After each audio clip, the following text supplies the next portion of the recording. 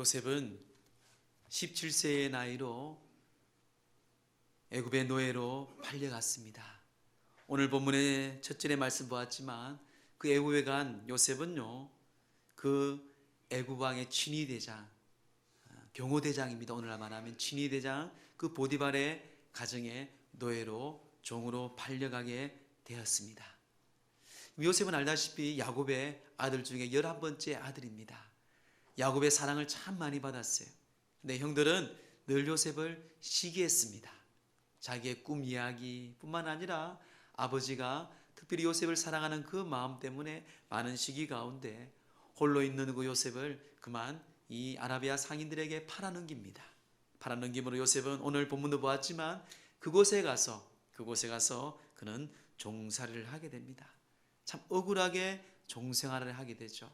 그것도 무려 10년 동안 그 보디발의 집안에서 노예가 되고요. 그리고 3년 동안은 감옥에서 그만 삶을 살게 됩니다. 하지만 그 13년 후에는 어떻게 됩니까? 국무총리로 하나님께서는 계획한 대로 요셉을 통해 자기의 자손들, 아니 자기의 혈통들, 그 야곱의 혈통들이 다 애굽에 와서 이주하게 되고 그 이주한 애굽의 많은 이스라엘 백성들이 출애굽을 하여서 하나님의 백성을 이룬 것을 우리는 성경을 통해 다 보게 됩니다. 오늘 본문은요, 주시는 말씀의 핵심이 뭔가 하면은 그런 요셉임에도 불구하고 하나님은 요셉과 함께 하였다라는 것이에요. 또한 요셉은요, 그런 환경에도 불구하고 억울함에도 불구하고 어떤 사람 같으면 죽을 수도 있고 목숨을 내던질 수도 있습니다. 그냥 내 삶을 다 포기하고 허랑방탕한 삶을 세상 사람들 같이 살아갈 수도 있겠지만 요셉은 하나님을 보았다는 거예요. 그게 여러분 비전입니다. 그게 바로 꿈입니다.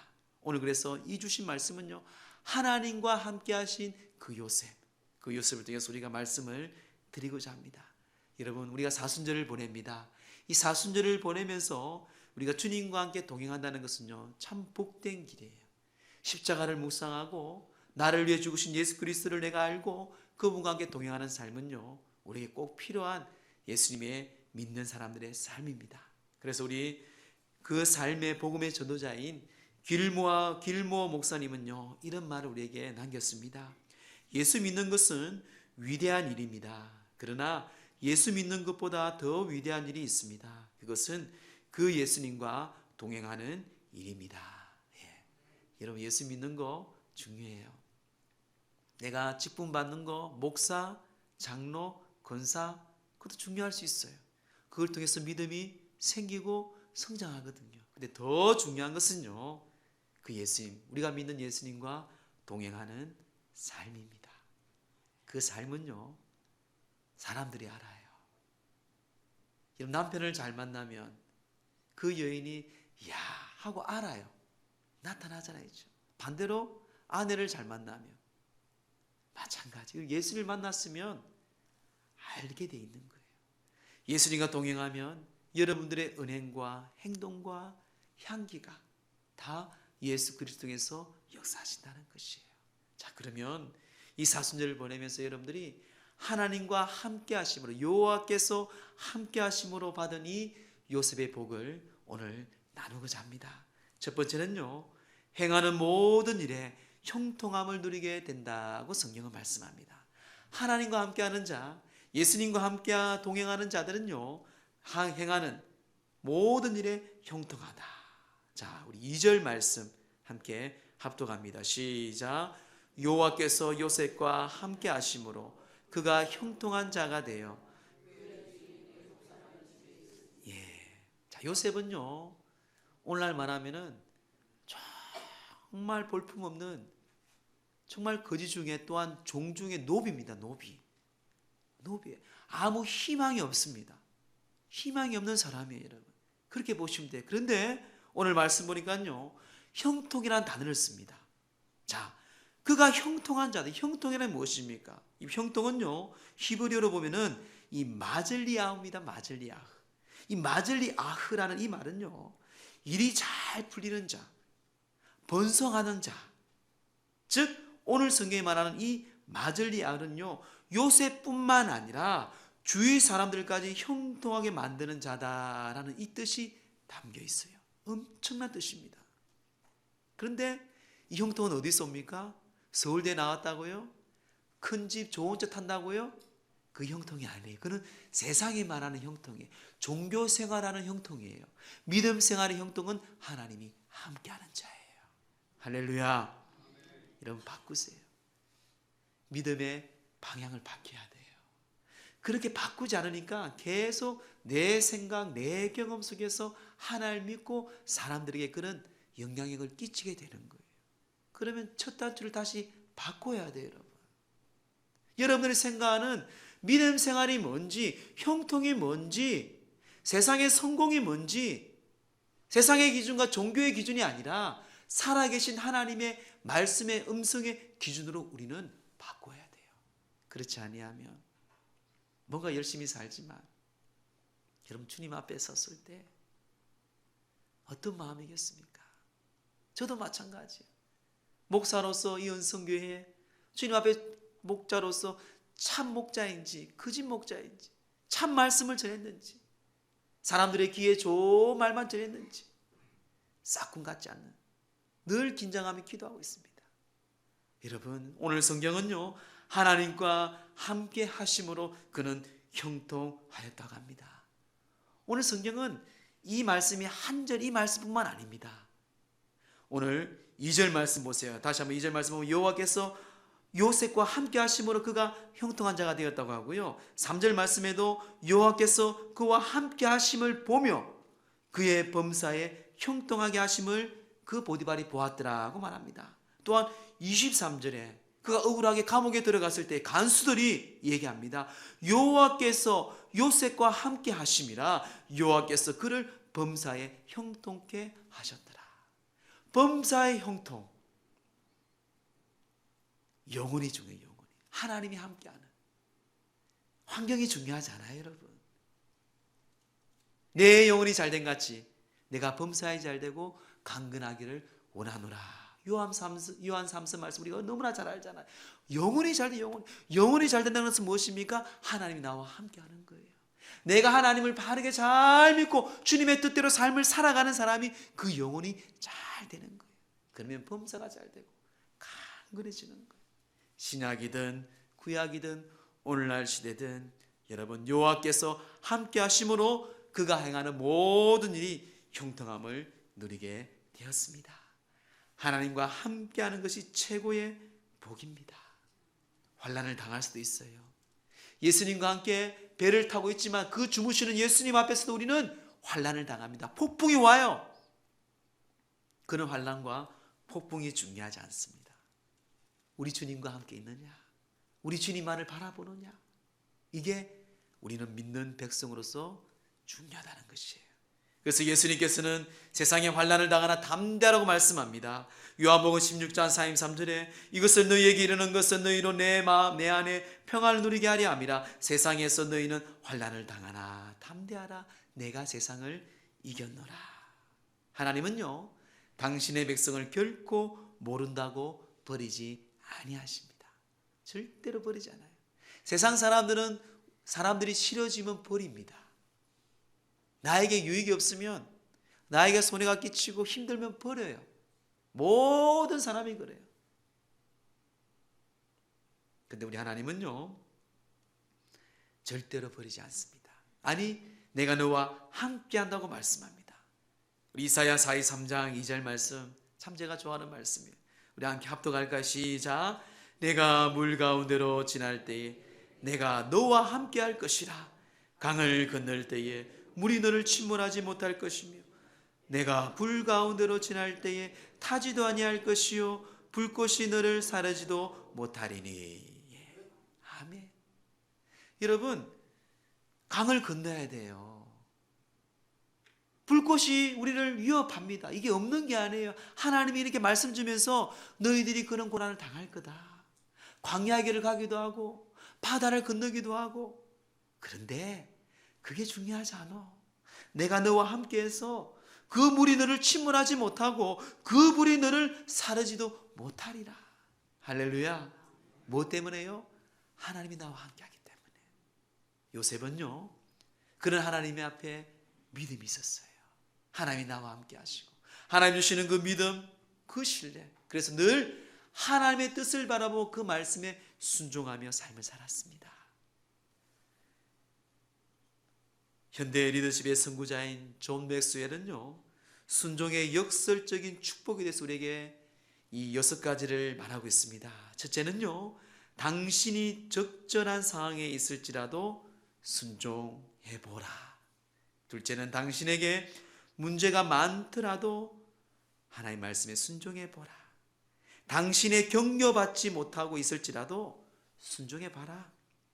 당신의 신앙생활의 연륜이 짧을지라도 순종해봐라. 새 가족일지라도, 당신이 아직까지 어떤 영적 체험이 없더라도 하나님의 말씀에 순종해봐라. 당신이 전 과정을 충분히 이해하지 못하고 있더라도 순종해봐라. 그렇습니다, 여러분. 믿음은요, 순종입니다. 이해가 아니에요, 여러분. 세상 사람들은 이해가 될 때 믿습니다. 여러분들이 하나님을 그렇게 믿는다면 그건 잘못된 믿음이에요. 잘못 배운 거예요. 태초에 하나님이 천지를 창조하십니다. 어떤 가설이 아닙니다. 예수님께서, 하나님께서는 이 말씀으로 천지를 창조하였다. 오직 믿음으로 선포합니다. 우리는 그 믿음을 믿을 때에 그 믿음이 또 믿음을 낳고, 그 믿음이 또 확신을 낳고, 그 믿음이 또 믿음에 대한 생명을 낳는 것은 당연한 믿음의 이치입니다. 여러분 주위에 믿지 않냐고 죽어가는 여러분들 부모님들이 있습니까? 영혼들이 있어요? 믿음을 가지세요. 다 믿게 돼 있어요. 불안할 거 없어요. 그런 믿음. 왜? 하나님이 그렇게 약속하셨잖아요. 여러분 100% 기도 응답 받는 게 뭔지 아세요? 제가 여러분들 팁을 드릴게요. 100% 하나님 말씀. 하나님께서 말씀하신 말씀을 붙잡고 기도하세요. 하나님이 베풀어 주신 축복이고 하나님께서 말씀하신 거예요. 그런 하나님은 약속을 지키시는 신실하신 분이거든요. 그 말씀 붙잡고 여러분 번영이든 아니면 여러분 영혼이든 아니면 여러분들의 믿음이든 영적인 영권이든 여러분 기도하고 응답받기를 주의 이름으로 축원합니다. 요셉은요 그런 믿음의 사람이고 하나님의 말씀에 순종한 사람이었어요. 그래서 요셉을 어느 곳에 가든지 감옥에 있든 진흙탕에 있든 어느 곳에 하나님이 그와 함께 하심에 뭐였다고요? 형통한 자가 되었다. 우리의 형통은 하나님의 함께 하심, 예수님과 동행하며 예수님과 함께하는 이 귀한 사순 되기를 주의 이름으로 축원합니다. 또 하나님이 함께 하시는 귀한 복은 둘째는요, 주변 사람들에게 인정과 사랑을 받게 된다고 오늘 성경 우리에게 말씀합니다. 우리 3절 4절 말씀 다시 한번 합독할까요? 시작. 그의 주인이 여호와께서 그와 함께 하심을 보며 또 여호와께서 그의 범사에 형통하게 하심을 보았더라. 요셉이 그의 주인에게 은혜를 입어 섬김에 그가 요셉의 가정 총무로 삼고 자기의 소유를 다 그의 손에 위탁하니. 그 보디발이요, 보디발은 여러분 애굽은 태양신을 섬기는 우상을 섬기는 그 시위대장의 시위대장, 왕이 철저하게 섬기는 우상 숭배자였어요. 그런데 요셉의 하나님은 진짜 하나님이라는 거예요. 그 주변의 사람들이 나도 인정하고 사랑을 받습니다. 하나님과 함께하는 자는요 그래요. 하나님과 함께하는 자는 그렇다고요. 여러분 3절에 보세요. 그 주인이 여호와께서 그와 함께 하심을 보고, 그 보디발이 여러분 믿지 않는 여러분 가족들이, 믿지 않는 여러분 친구들이, 야 다른 사람 모르지만 너는 하나님이 예수님이 함께 하셔, 그걸 보았다고. 그리고 뒤에도 뭐라 말하고 있습니까? 범사의 형통하심을 보았다고 말합니다. 너는 종인데 노예인데 그런 형통함을 직접 보디발이 보았다. 이 보디발의 가정의 노예가 요셉 한 명이겠습니까? 제가 보기에는 이 시위대장의 집안의 노예가 한 수십 명, 수백 명이 됐을 거예요. 요셉만 보았겠습니까? 아니에요. 요셉은 특별하게 달랐다는 것이. 왜요? 하나님이 그와 함께 하셨기 때문에. 지금 그래서 우리는요, 어디를 가든지 무엇을 하든지요, 예수님께서 약속하셨잖아요. 내가 세상 끝날까지 너희와 항상 함께 있을지어다. 주님께서 말씀하셨어요. 그 함께 하심의 그 복은요, 주변 사람들을 인정받고 사랑을 받게 됩니다. 여러분 기억하세요. 요셉은 예배하는 자였을 거예요. 기도하는 사람이었을 거예요. 늘 정직하고 성실하고 진실한 자였습니다. 그래서 그 보디발은 인정하였어요. 여러분 삶 어떻습니까? 주위의 주변에 있는 사람들이 내가 성도로서, 목사로서, 장로로서, 권사로서 인정받고 사랑받고 있습니까? 회개하셔야 돼. 그래서 참으로 회개하셔야 돼요. 그냥 회개가 아니에요, 여러분. 믿음은요, 오직 참 믿음밖에 없습니다. 믿는 척도 안 돼요, 여러분. 온전히 믿고 온전히 회개하셔야 돼요. 그럴 때 사람들은요, 비록 실수할 수 있습니다. 비록 부족할 수 있어요. 넘어질 수 있습니다. 그런데도 불구하고 그 사람을 인정합니다. 그래, 그래도 너는 참 신실해. 오늘 요셉을 그렇게 그 삶에서 인정하고 있습니다. 열매로 나타나요. 그 20대의 청년이 그 수백 명의 노예들을 지배하고 통치하는 가정 총무로 세울 정도로 그의 성실한, 그의 진실한, 그의 신앙, 그것은 곧 하나님과 함께 하심을 보았다라고 이야기합니다. 하나님이 함께함을 믿고 그분을 신뢰한 사람 요셉. 여러분 신약 성경에도 13권을 기록한 사도 바울을 우리는 압니다. 바울 서신서라 그러죠. 그는요, 그리스도 예수 안에서라는 표현을 48번이나 성경에 소개합니다. 그리고 그리스도 안에라는 표현을 34번을 또한 소개합니다. 그리고 그냥 주 안에서라는 표현을 50회라고 50번이나 소개합니다. 즉 모두 앞에서 그리스도 안에서, 예수 안에서, 주 안에서의 표현은 총 132번이나 우리에게 성경을 통해서 강조합니다. 여러분 주님과 함께하는 삶, 주님과 함께 동행하는 삶, 예수 그리스도 안에서 삶을 살아가는 그들의 삶은요, 주변의 사람들에게 영적으로 인정을 받고 사랑을 받게 됩니다. 그런 여러분들, 그런 사람을 살리고 우리 표처럼 생명이 또 다른 생명을 낳는, 하나님과 동행하여서 그런 주변 사람들에게 인정받고 생명을 낳는 저와 여러분 되기를 간절히 주의 이름으로 축원합니다. 마지막 세 번째는요, 그 주님과 함께 동행하는 요셉은 자신의 복의 근원되는 이 은총에 누리게 됩니다. 자신이 하나님의 복의 통로가 되는 은총을 누리게 됩니다. 우리 5절 말씀 함께 합독합니다. 시작.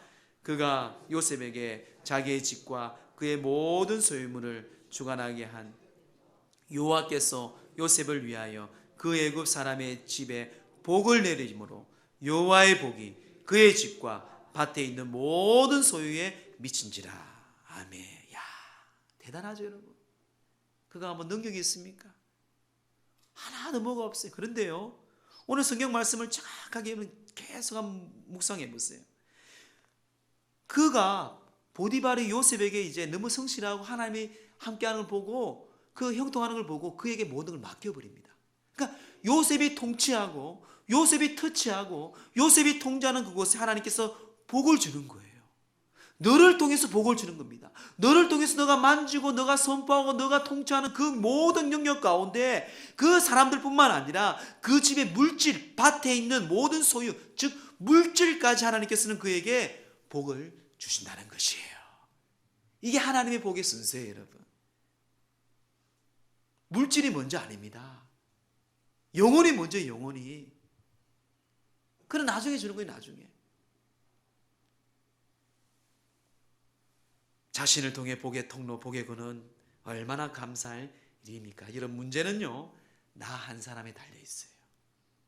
오늘 주시는 핵심의 말씀입니다. 요셉 한 사람 때문에 그 공동체가 삽니다. 그가 종이 되었든 감옥에 들어가 죄수가 되었든 하나님이 그와 함께 하심으로 그를 통해 그가 통치하고 그가 밟는 땅이, 그가 있는 곳이 사람들에게 인정과 사랑을 받고 사람들에게 선한 영향을 끼치고 오히려 그곳에 복의 통로, 복의 근원이 됐다는 것이에요. 엄청난 하나님께서 주시는 축복입니다. 아브라함에게 주셨던 축복이죠. 또한 이삭과 야곱에게 주셨던 것처럼 오늘 요셉에게도 똑같이 그가 가는 곳에, 그가 만나는 곳에, 그가 어디에 있든지 그는 복의 통로가 되었다는 것이에요.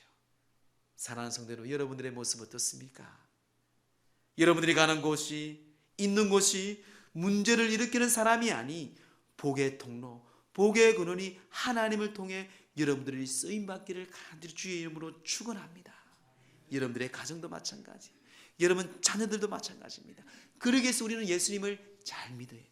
목사도 예수를 잘 믿어야 되고 장로도 근사도 예수를 먼저 잘 믿어야 돼요. 그걸 믿지 아니하면은 그런 은혜, 그런 복은 알 수 없습니다. 내 한 사람 요셉은 고난과 환난 가운데 있었습니다. 환경도 좋지 않았습니다. 그럴 경우 세상 사람들은 여러분 같으면 어떻게 하겠어요?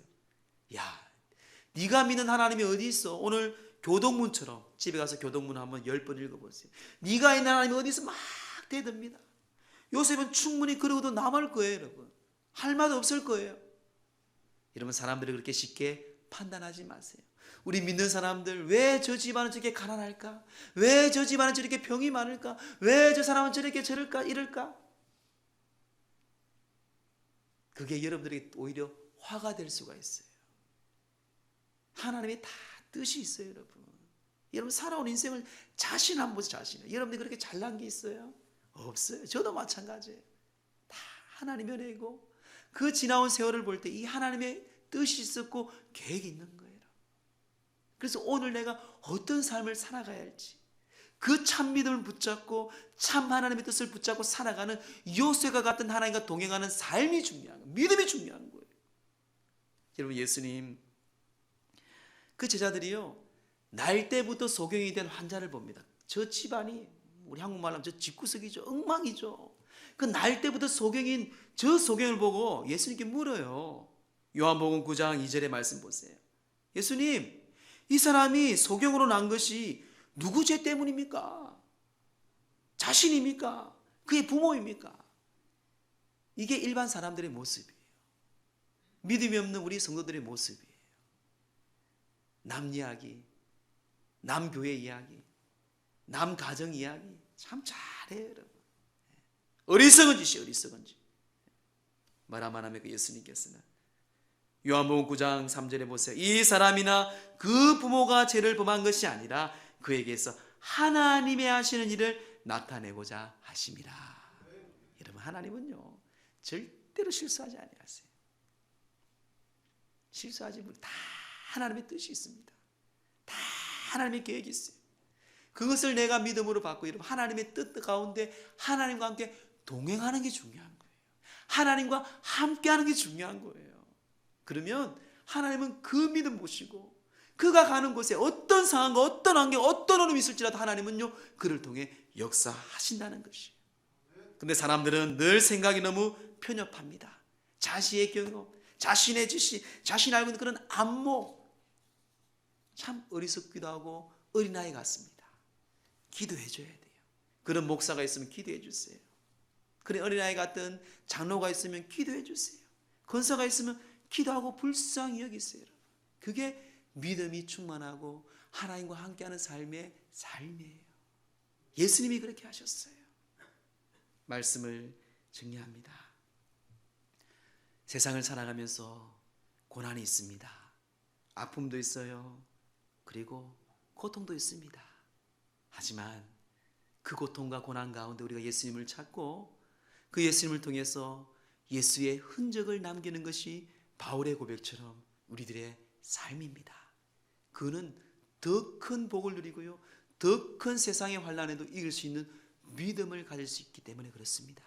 그리고 그 믿음이, 그 흔적이 나중에는 여러분 영적인 복의 스토리가 되는 스토리, 내 이야기, 내 삶의 간증이 되어서 또 생명이 또 다른 생명을 낳을 수 있는 여러분들의 복의 통로가 되는 것이에요.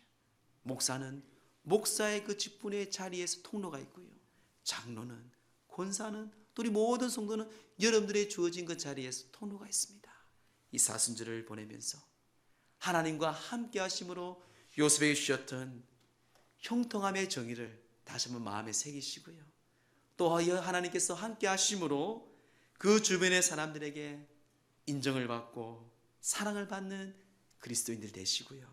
또 하나님과 함께 하심으로 자기 자신을 통해 가는 곳곳마다 내가 손닿고 내가 통하는 모든 곳에 복의 통로가 되는 그런 여러분들의 가정, 여러분들의 삶이 되기를 진심으로 간절히 주의 이름으로 축원합니다.